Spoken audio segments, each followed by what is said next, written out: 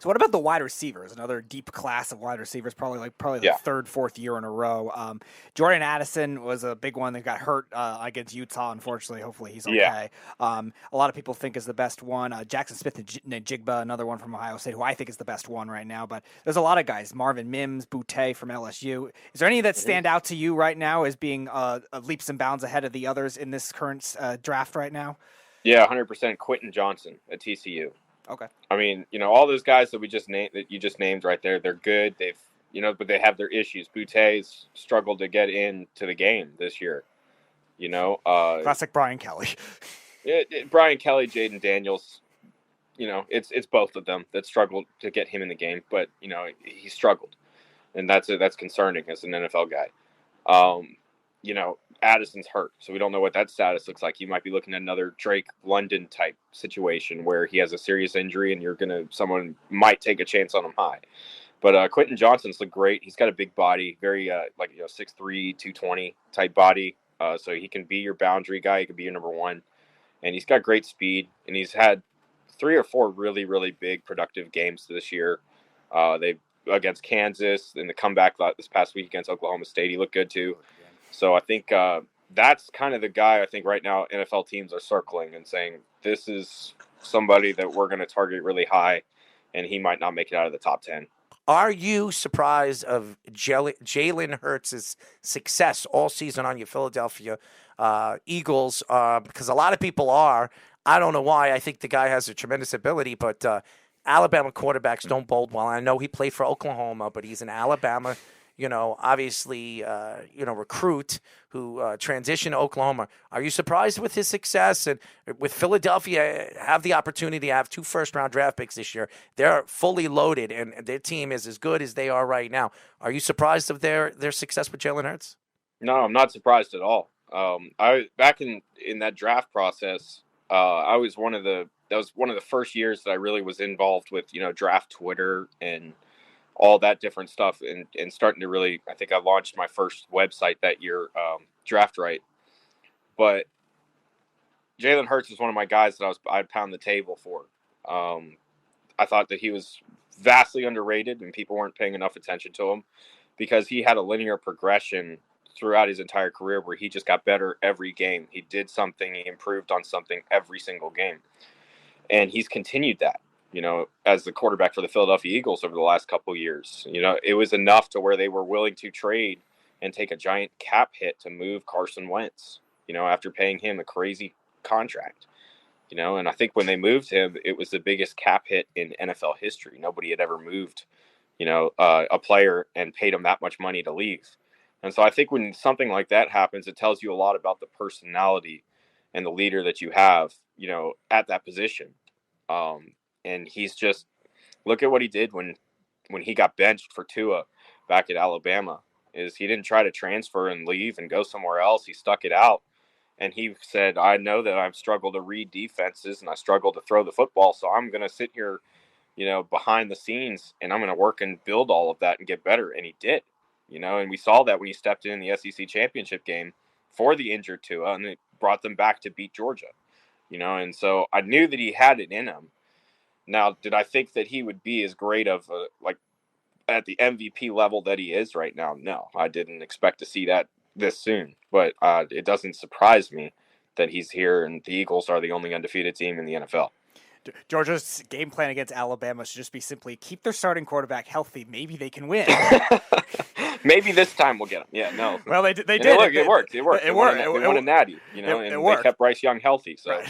All they had to do was play the whole game, and they could just trust their defense to be able to win the game, and all those great catches that Pickens were making and stuff like that.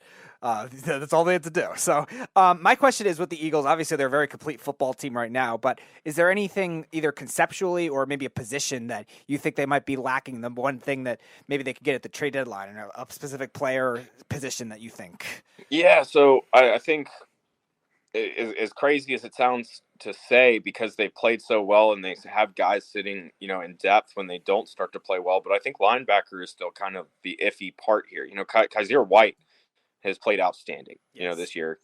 And that entire defense has played outstanding. A lot of that goes to Jonathan Gannon, the defensive coordinator. And, people have been talking about him as a head coaching candidate. He's definitely a guy that can really do it.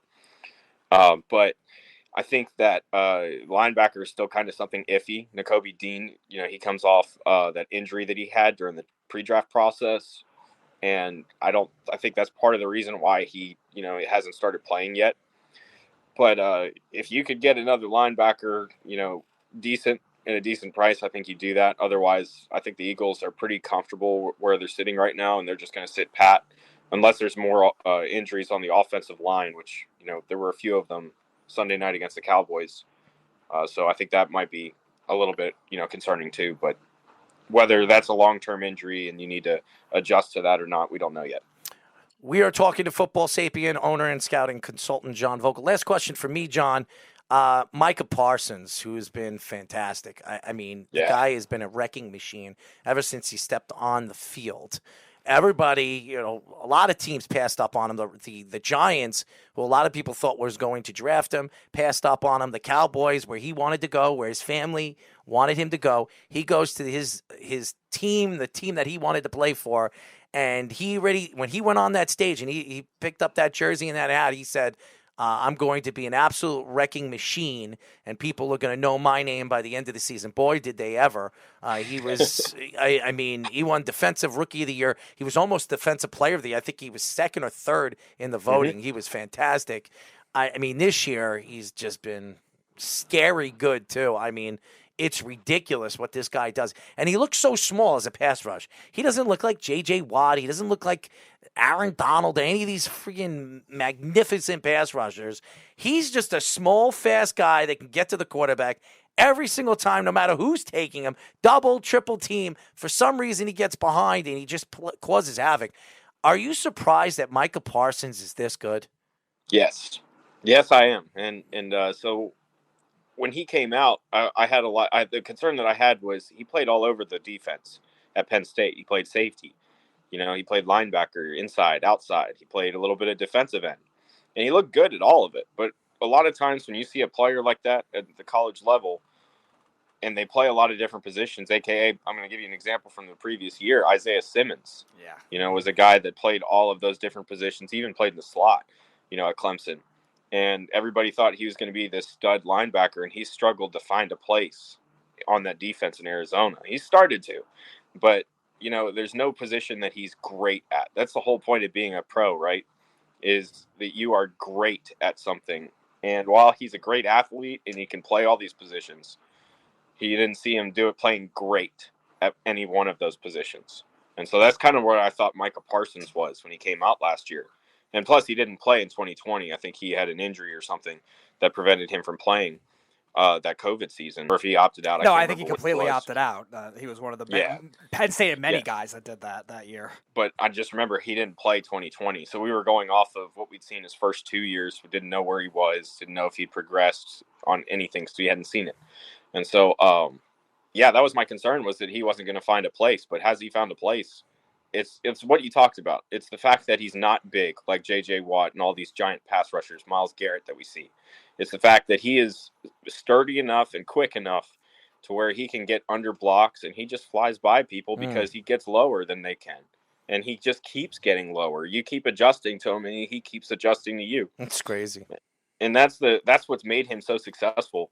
And I loved what the Eagles did, Sunday night.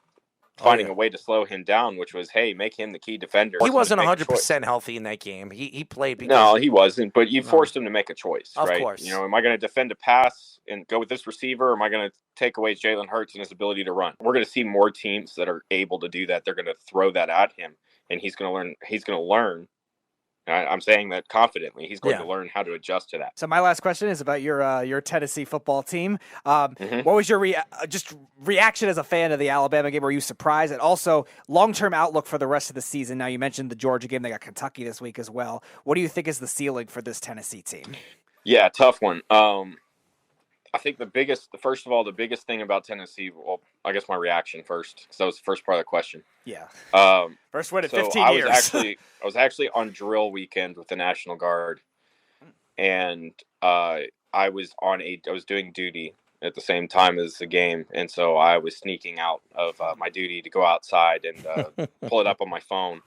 I saw them miss the field goal with 16 seconds to go, and I was like, well, I guess we're going to overtime. And then all of a sudden, Hendon Hooker came to life, and two plays later, we're trying our own field goal and putting it through. And let's just say I may have broken a hat and maybe a button up top as part of my uniform, and it was pretty darn exciting. And we're all Tennessee fans, being Tennessee National Guard for the most part. We had a few Alabama guys. We just had to give them hell for the rest of the weekend.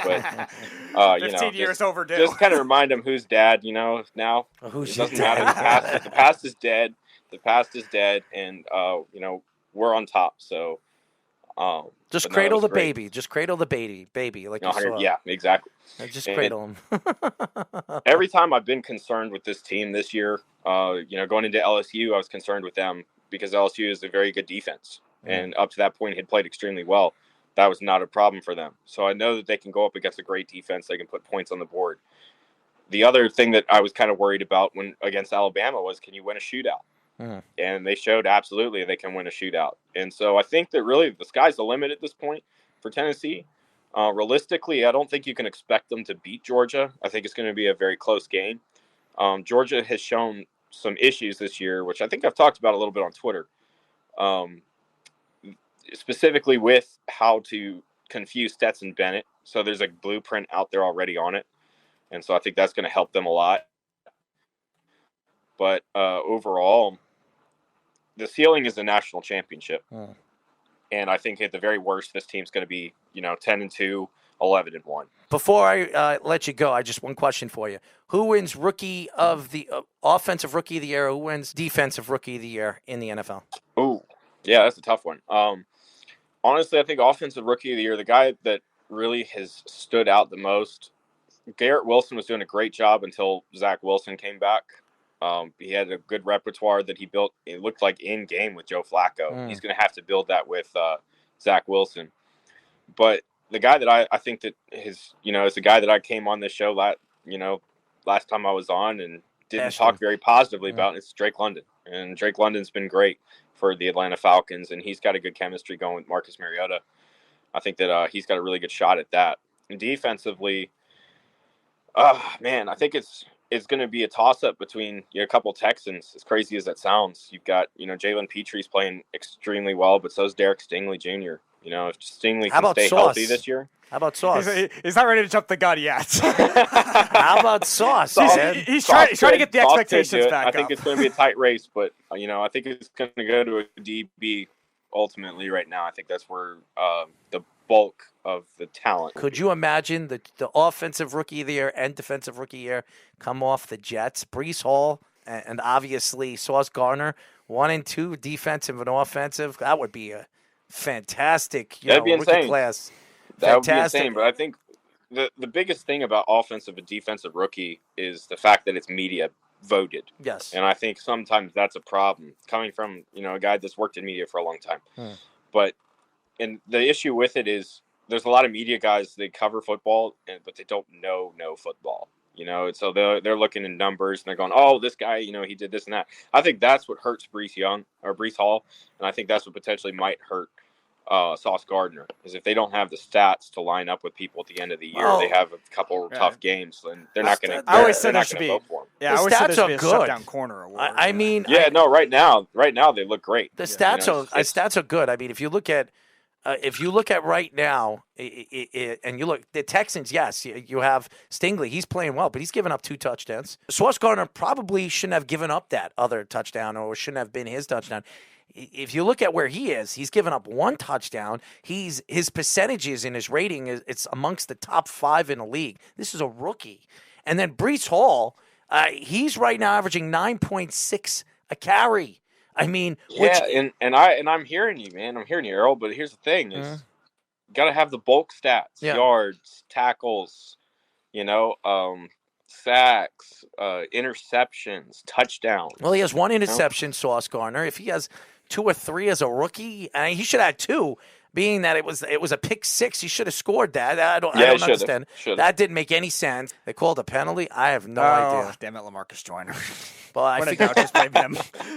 it was a pick six. It really was.